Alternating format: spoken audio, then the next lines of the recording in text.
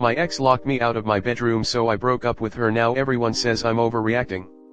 So me and my ex dated for about a year and a half now, and things were pretty easy going up until now, but I really need a little bit of help to see if I'm being unreasonable. My ex-GF and I got into a mild argument basically surrounding our Halloween plans. She wanted to go out, I did not, and told her that she's more than welcome to go out, but going out into that many people would only stress me out. I have agoraphobia, so I'll be watching horror movies on the couch that night. She got pissed at me for not letting her have input into what I do for Halloween, which I would understand if we were spending it together, but we don't have to anyway, so what's the issue? Well, after that she keeps trying to get me to agree to go out, but I refuse because I would be entirely miserable the entire time. Finally she screams at me that I'm on the couch tonight and slams my bedroom door behind her, wouldn't let me into my own bedroom all night. My girlfriend does not live here. She spends the night, but she has her own space. I would consider doing what she did, not just out of the question but deeply disrespectful and toxic. So in the morning I sat her down and explained that while the Halloween issue was blown out of hand, I was going to be ending the relationship because I did not feel respected anymore. She was nearly hysterical, asking if I was serious at that it isn't a big deal and all kinds of other stuff I expected. What I wasn't expecting was my other friends agreeing, and saying that a girl dumping you on the couch is just part of having a girlfriend, so I'm just overreacting. My family is on my side. My dad even laughed when I told him the story, but basically other than my dad, my brothers, and my stepmom, everyone thinks it was too much. So I guess I'm asking for help recognizing if I did. I do know that I tend to get a little harsh when it comes to things I view as disrespectful, so I'm open to hearing opinions. Comment. I always wonder why people accept and think it's normal. When I read a post about a partner being exiled to the couch or guest room. Breaking up about not respecting your choices, mental health, and space are all completely valid reasons to break up. She gave you plenty of reasons for breaking to choose from. She also has not reflected on her actions. She hasn't apologized or realized how her behavior affected you negatively. Is a lot nicer than I would have been. He let her lock up out of his own bedroom and only threw her out in the morning. The moment my not even live-in partner yells that I am on the couch and locks me out of my own bedroom, I am telling him that we are done and he has 15 minutes to grab his stuff and get the fuck out of my house, or I am getting him removed from the property by authorities.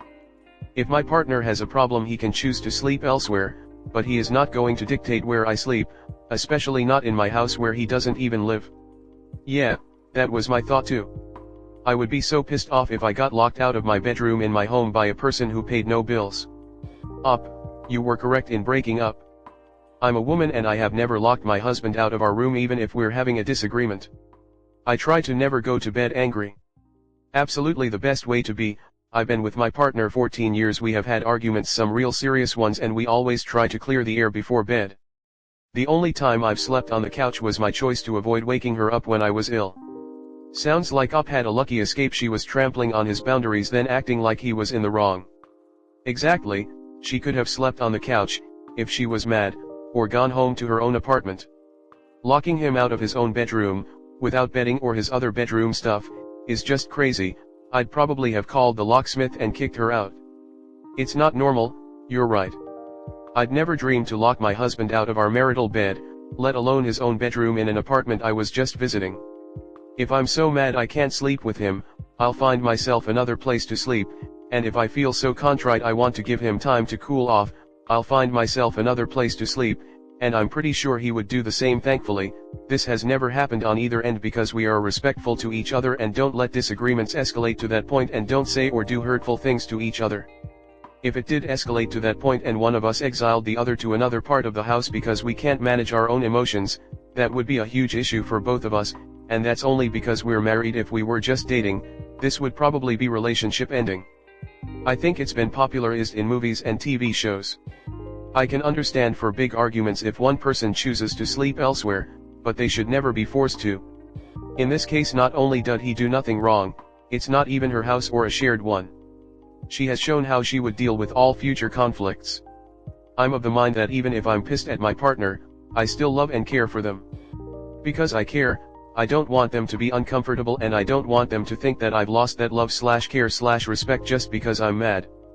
I see things on TV, and now on Reddit, among fighting partners that I would just never do, like the long silent treatment, making them sleep in the living room or kicking them out of the house, leaving the house and not telling them where they are. It's so disrespectful and manipulative and not how an adult should act to someone they care about. I sometimes crash out and fall asleep on the couch while my wife is in bed. She's fallen asleep on the couch and I've gone to bed, too. There's also times when she's sleeping at night and I'm sleeping during the day. But I don't think there's ever been a case where one of us slept on the couch after an argument, and definitely no examples of locking each other out of the bedroom. Right? Husband sleeps on the couch when he is having a bad Crohn's flare because the elevated angle helps. Or he sleeps out on the couch if he is really congested because he snores loudly. I sleep on the couch if I have a migraine because the angle helps sometimes, or if I'm having back pain or restless legs. Sometimes we both decide to sleep out if one of us is out there. But if we fight, we are both in bed. And I will snatch up his hand and wrap it around me where it goes. Next story 2. My boyfriend's mom intercepted a wedding gift for a family friend because she thought it was too much money. Backstory for context: my boyfriend and I have lived together for 2 years and have been dating for almost 4 years. Before living together he lived with his parents because he was finishing college and working full-time. We live in a high COL area with multiple colleges/universities around, so this is a fairly common thing people do. Needless to say, his parents live nearby, but before living together we spent every weekend at my apartment. I was in the opposite situation for college. I was 17 when I started college, 2.5 hours away from my parents. I lived in the dorms for year 1, then got an apartment with friends and never moved back in after that. I've learned a lot over the past 10 years, both about myself and how to budget/live. I put myself through undergrad and graduate school while working full-time because it's what I had to do. This is not meant to be a pity party or a weird brag. I have a great relationship with my parents and know they did what they could to help me in undergrad, and if I ever needed a place to stay at any point in life, they would take me in.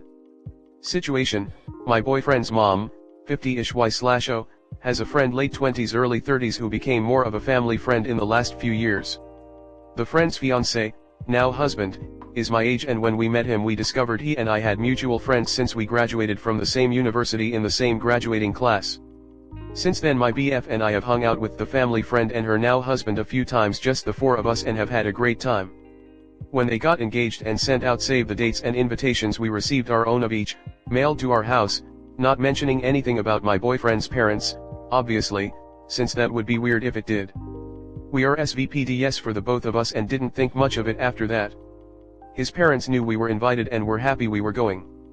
Fast forward to the week before the wedding, my boyfriend's mom texted him and said they would handle the gift and we just need to get a card.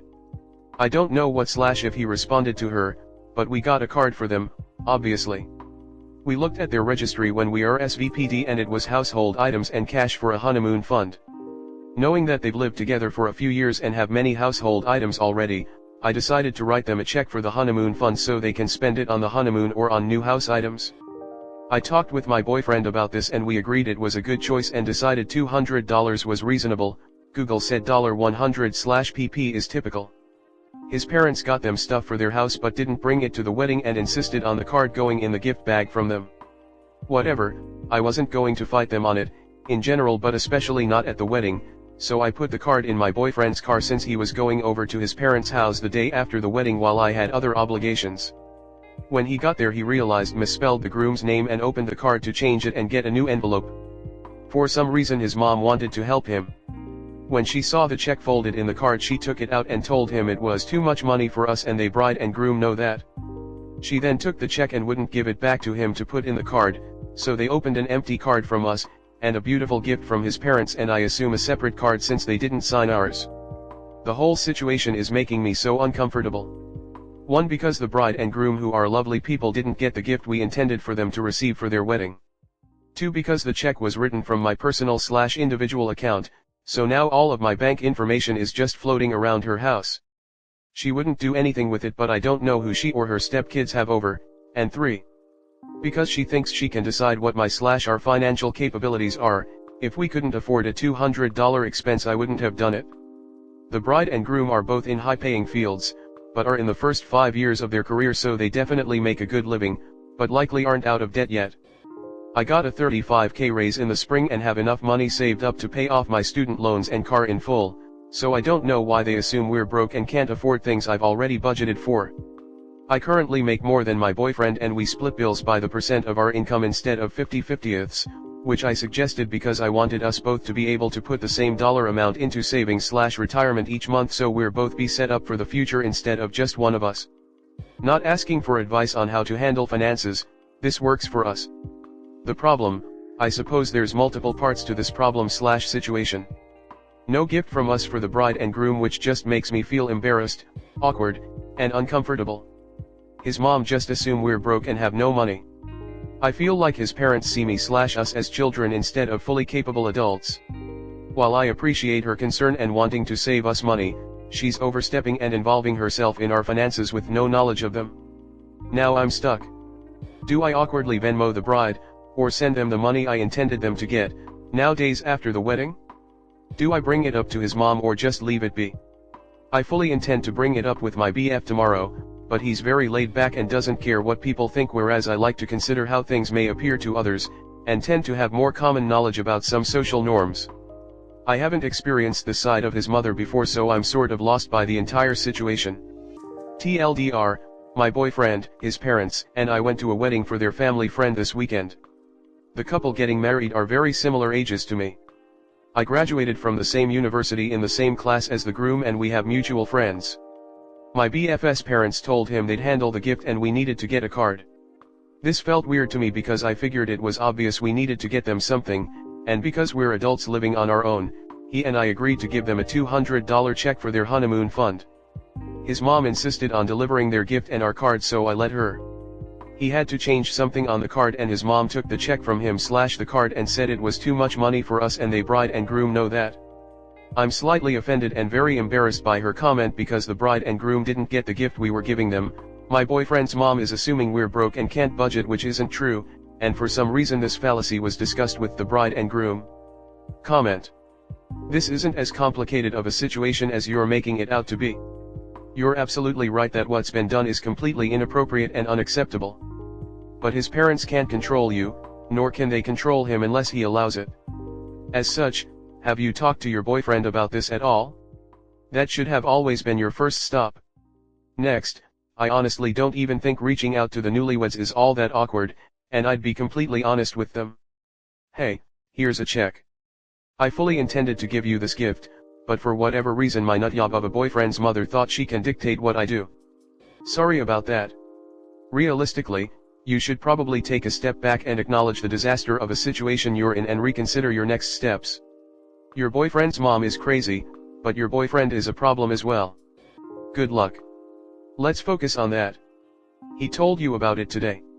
Why the fuck didn't he stop it? What did he say about it? How exactly did the conversation go, and why didn't it end with both of you agreeing this isn't okay, and then him doing something about it?